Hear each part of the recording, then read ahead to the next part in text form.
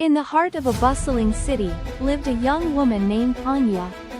She dreamt of becoming a renowned painter, but fear held her captive. Every blank canvas felt like a daunting challenge, her self-doubt whispering insidious lies. One day, while wandering through a park, Anya stumbled upon an old artist sketching portraits. His hands moved with a grace that captivated her. She watched him, mesmerized, as he breathed life into the paper. Gathering her courage, Anya approached him. She confessed her dreams and her fears. The old artist listened patiently, then smiled. "Fear is just a shadow," he said. "It cannot harm you unless you give it power." He handed her a blank sheet of paper and a charcoal pencil. "Draw what you see," he instructed. "Don't think, just feel." Anya hesitated, then closed her eyes. She took a deep breath and let her hand move freely across the paper. When she opened her eyes, she was surprised to see a beautiful, albeit imperfect, sketch of a flower. From that day on, Anya painted with newfound confidence. She embraced her imperfections and found beauty in every stroke. Her art became a reflection of her journey, inspiring others to overcome their own fears and chase their dreams. For fear is indeed just a shadow, a phantom that vanishes when we dare to step into the light of our potential. The old lighthouse keeper, Silas, was a fixture on the jagged coast of Oak Haven Island. For 50 years, he dutifully maintained the beacon, its unwavering light a guiding star for sailors navigating the treacherous waters. His face, etched with wrinkles earned from decades of wind and salt spray, held a quiet strength. But beneath that stoicism, a deep sadness lingered. Silas had once been a celebrated artist, his canvases alive with vibrant colors and capturing the raw beauty of the sea. Museums clamored for his work. He had been on the cusp of greatness. Then, a fire. A devastating studio fire consumed everything: his paintings, his brushes, his inspiration. The loss was so profound, so complete, that Silas retreated. He abandoned the art world and took the solitary job at the lighthouse, burying his talent beneath the rhythmic sweep of the lamp. Years turned into decades. The art world forgot Silas, remembering him only as a promising artist who disappeared. He lived a simple life, tending to the lamp, reading, and staring out at the endless ocean. He occasionally sketched in a worn notebook, but the vibrant colors were gone, replaced by somber charcoal drawings of the rocks and waves. He believed his artistic spark was extinguished forever. One blustery autumn evening, a violent storm raged.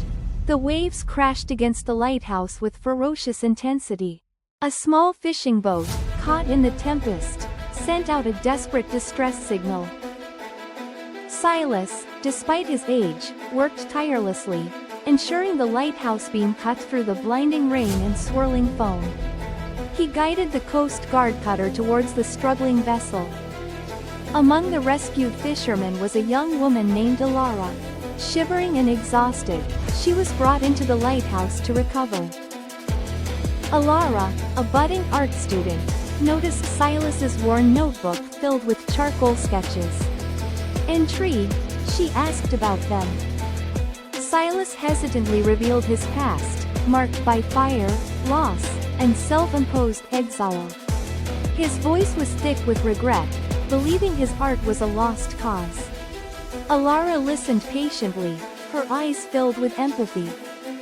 She gently touched a drawing of a turbulent wave. She expresses her admiration for Silas's sketches, noting their ability to capture raw power and emotion. She reassures Silas that he still possesses his talent. "Too much time has passed.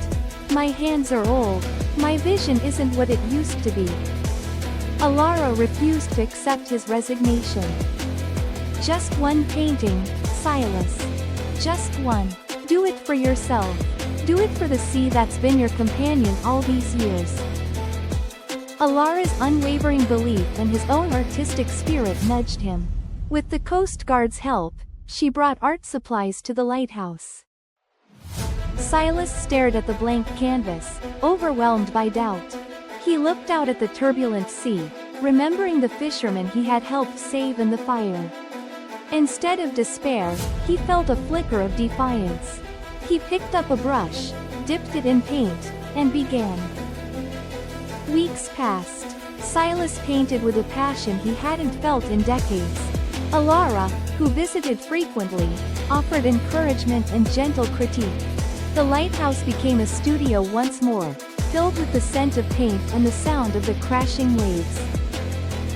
Finally, the painting was finished.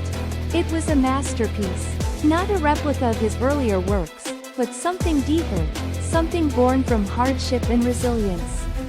It captured the power of the ocean, the strength of the lighthouse, and the enduring spirit of hope.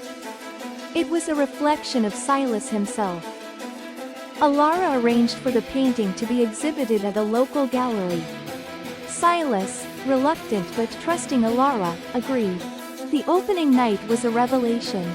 People were moved by the painting, its raw emotion resonating with them. Old friends from the art world recognized Silas, astonished to see him back, his talent not only intact but even more profound. Silas didn't return to the art world completely. He remained at the lighthouse, his primary duty still the safety of sailors. But he painted again, not for fame or recognition, but for the pure joy of creation. He discovered that the fire hadn't destroyed his art, it had forged it, making it stronger and more meaningful. He learned that it's never too late to reignite a passion, to rediscover yourself, and to shine your light, even after the darkest storms. The lighthouse keeper, once lost to the sea, had finally found his way back to himself. And in doing so, he became a beacon of inspiration for everyone who knew his story.